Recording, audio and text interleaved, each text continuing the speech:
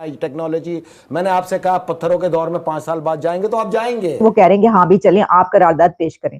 तो फिर इसका मतलब ये है कि अब इजराइल के एंगर के लिए और जिन जो ग्रुप्स इजराइल के साथ है उनके एंगर के लिए भी आप अपने लिए तैयार हैं, पहले ही इतने महाज खुले हैं कि आपको लग रहा है जब हम डिबेट में है तो इस वक्त ये डिसाइसिव मूवमेंट पर हम आ गए हैं फलस्तीन और इजराइल की जंग को। अब आप ये समझ रहे हैं कि बिल्कुल लास्ट स्टेज अगर वो एक इंटरनेशनल लेवल के ऊपर अगर इस टॉपिक के रिलेटेड अगर आवाज उठा सकते हैं, फिर हमें भी इस के रिलेटेड उनके साथ उनको सपोर्ट करना चाहिए, उनके साथ कह लें कि उनके मकसद के अंदर शामिल होना चाहिए। भारत ने संयुक्त राष्ट्र में पेश किए गए इस प्रस्ताव से दूरी बनाए रखी। भारत ने शुक्रवार को मानवाधिकार परिषद में उस प्रस्ताव पर रोक लगा दी जिसमें गाजा में तत्काल युद्ध विराम का आह्वान किया गया था। इसी को आगे चलते हुए ये बात अब यहाँ तक पहुंची तो उसके ऊपर इंडिया ने उसको सपोर्ट नहीं किया।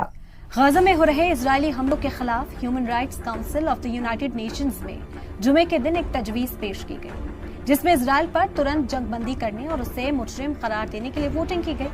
इस तजवीज पे भारत समेत 13 मुल्कों ने अपना किनारा कर लिया। आप पत्थरों के दौर में होंगे 5 साल। मैंने आपको याद है, आपको 28 अक्टूबर 2023 को हमने पहला प्रोग्राम किया था और इसमें आपको ये तमाम चीजें बताई थी। लेकिन मुझे ये बताएं ना फैसल कि ये जब आप ये बात कर रहे हैं तो इसका ये मकसद है कि दुनिया क्या खात्मे की तरफ है? भारत ने सच्चे मित्र की भूमिका अदा करते हुए इस मतदान में हिस्सा नहीं लिया। ये कौन सा इस्लाम है? तुम किस चीज के मुसलमान हो? और तुम अगर मुसलमान हो तो आज हम तुमसे बरात का ऐलान करते हैं। तुम मुसलमान हमसे अलग, हम मोमिन अलग। पाकिस्तान का एक अलमिया है कि जो गुज़िश्ता 75 साल से चला आ रहा है। अब लड़ो ना, आओ मैदान में आओ ना, फिर ताकत दिखाओ ना। तुम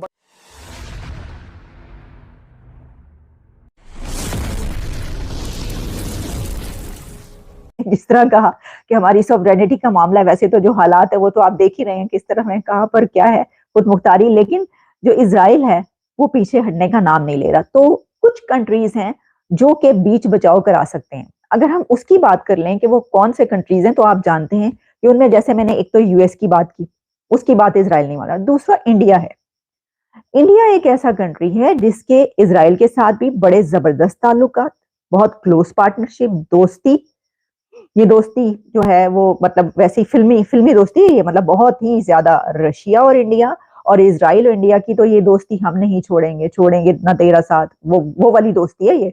धर्मेंद्र थे, शशि कपूर तो कौन, वो वाली दोस्ती है, मतलब बड़ी डेकेड्स पुरानी दोस्ती है ये उनकी। या तो वो इजराइल को इंडिया कह सकते हैं। इंडिया अभी नहीं कह रहा, इंडिया ने कुछ नहीं कहा कि जी। लेकिन अगर इसमें ये होता है कि कोई ऐसी जंग स्टार्ट होती है तो उसको रोकने के लिए या उसको फुल स्केल पर पहुंचने से पहले बीच बचाव कराने के लिए जो 2-3 कंट्रीज उसमें, क्योंकि इंडिया की इजराइल के साथ भी है, रशिया के साथ भी है, अमेरिका के साथ भी है। वो कौन सा ऐसी बड़ी सुपर पावर है जिसकी अब नेक्स्ट सुपर पावर इंडिया की दोस्ती ना हो, है जी। तो वो ये कह सकते हैं। इंडिया के भारतीय जो वजीर आजम है नरेंद्र मोदी, वो ये करवा सकते हैं, क्योंकि इससे पहले भी ये कहा गया कि बल्कि यूक्रेन और रशिया के बीच जो है वो जेलेंस्की बार-बार ये कहते हैं, उनकी तरफ फोन करते हैं, कहते हैं करवाएं। और जिस वक्त जेलेंस्की उनको फोन कर रहे होते हैं तो उसी वक्त जो रशिया है, प्रेसिडेंट पुतिन के भी फोन उनको जा रहे होते हैं कि उनको ये लगता है कि कहीं ऐसा ना हो कि ये उनकी तरफ हो जाए। तो इससे भी ये लगता है। और फिर अमेरिका के साथ जो है वो बिल्कुल खड़े होकर सीधे बात करते हैं, दूबदू बात करते हैं। इंडिया जो है वो करता है, उनके वजीर आजम बिल्कुल ठोक बजा के बात करते हैं। तो ऐसी सिचुएशन में मैं ये समझती हूँ कि इन कंट्रीज को आगे आना चाहिए।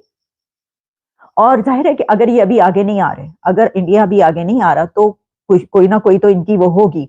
वैसे तो हमने ये देखा है कि जो न है डॉक्टर जयशंकर, उनकी तरफ से जो है वो फुल टाइम बड़े आड़े हाथों लिया गया। इजराइल को भी उन्होंने काफी कुछ कहा है और ये जो कंट्रीज जो जंग करें इनको, इनके मुतालिक उन्होंने बड़े सख्त अल्फाज इस्तेमाल किए और फुल टाइम। खैर डॉक्टर जयशंकर तो जो है वो पूरे के पूरे यूरोप और वेस्ट को वो तो एक ही उसमें जो है वो लपेट देते हैं। वो तो कोई लगी लिपटी रखी नहीं रहने देते, सबको सब कुछ कह देते हैं और कहते हैं। तो पाकिस्तान की तो बात ही अलग ना, चलें वो तो दोनों का जो लव एंड हेट रिलेशनशिप है पाकिस्तान और इंडिया को, उसको तो छोड़ ही दें, वो तो चलते ही रहता है।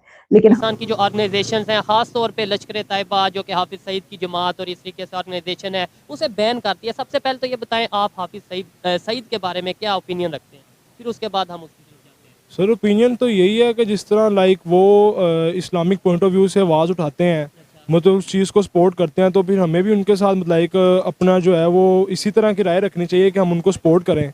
लाइक अगर वो एक इंटरनेशनल लेवल के ऊपर अगर इस टॉपिक के रिलेटेड अगर आवाज़ उठा सकते हैं, फिर हमें भी इस के रिलेटेड उनके साथ उनको सपोर्ट करना चाहिए, उनके साथ कह लें कि उनके मकसद के अंदर शामिल होना चाहिए।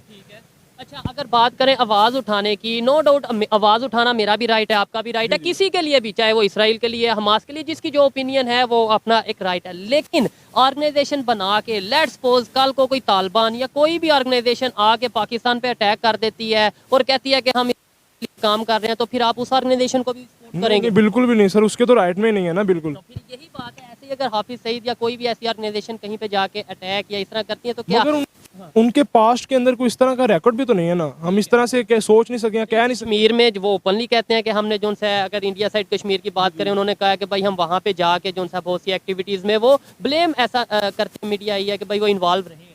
तो फिर इसके बारे में तो फिर कुछ नहीं कह सकते हम किसी के रिलेटेड। क्या कहेंगे हमें उनकी प्रोडक्ट्स को, जैसे या मैकडोनल्ड्स है, पेप्सी है, या इस तरीके से जो प्रोडक्ट्स हैं उन्हें बैन करना चाहिए, उन्हें बॉयकॉट करना चाहिए, और उसका कोई फायदा भी होगा कि नहीं? सर बिल्कुल फायदा होगा। देखें ना कि उनकी यहाँ पे प्रोडक्ट्स वगैरह अगर हम बाय करते हैं तो वो डायरेक्टली इनडायरेक्टली उनको प्रॉफिट जा रहा है।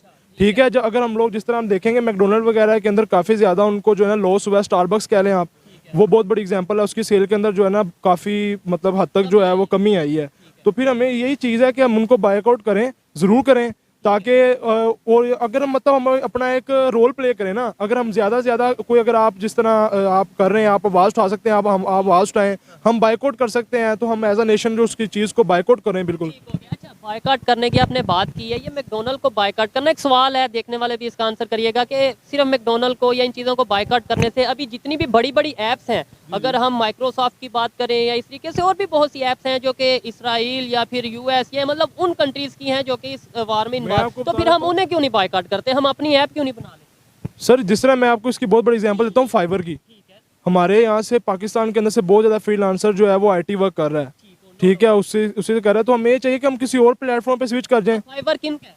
वो नहीं कहिए, ये बिल्कुल। हमें ये बस हमारा सोच इधर तक है कि भाई पेप्सी नहीं पीनी, वो वहाँ की है, लेकिन ये नहीं पता टेक्नोलॉजी में वो कितना आगे जा चुके हैं, और बायकॉट करना ना करना एक अलग मैटर है। मुझे बताएं, हमारी बात की, हमारे बायकॉट की वैल्यू है एज कम्पेयर टू अगर इसराइल कहीं पे कोई अपनी स्टैंड रखता है, स्टांस रखता है, जैसे उन्होंने ऑर्गेनाइजेशन के हवाले से बात की, हाफिज सईद के बारे से बात की, या इस तरीके से ये उनकी बात की ज़्यादा वैल्यू है? सर बायकॉट की बहुत ज़्यादा वैल्यू है। देखें, अगर हम एज अ नेशन इसी एक चीज़ के ऊपर अगर हम लोग अपना रोल प्ले करते हैं तो काफ़ी हद तक उनको जो है वो लॉस होगा, और हम तो यही कर सकते हैं। और हमारी आर्मी को और हमारी जो है कह लें कि गवर्नमेंट को भी चाहिए कि वो इंटरनेशनल लेवल के ऊपर आवाज़ ज़रूर उठाएं, लाइक अदर कंट्रीज वो कर रही हैं ना, इस तरह से हमें भी चाहिए। लेकिन हम इस वक्त बात करें पूरी दुनिया की, तो ये जो सिनेरियो है ये बड़ा ही खतरनाक ऐसा सिनेरियो है जो हमें ये बता रहा है। इसमें आप ये बात याद रखिएगा, कुछ दुनिया की ऐसी बड़ी पर्सनालिटीज, बड़े लोग जिन्होंने ऐसे कुछ स्टेप्स लिए जिसके ऊपर बात की गई कि ये क्या किया है, जैसे कि फेसबुक के मार्क जकरबर्ग हैं, उन्होंने क्या किया, वो अंडरग्राउंड चले गए हुए हैं।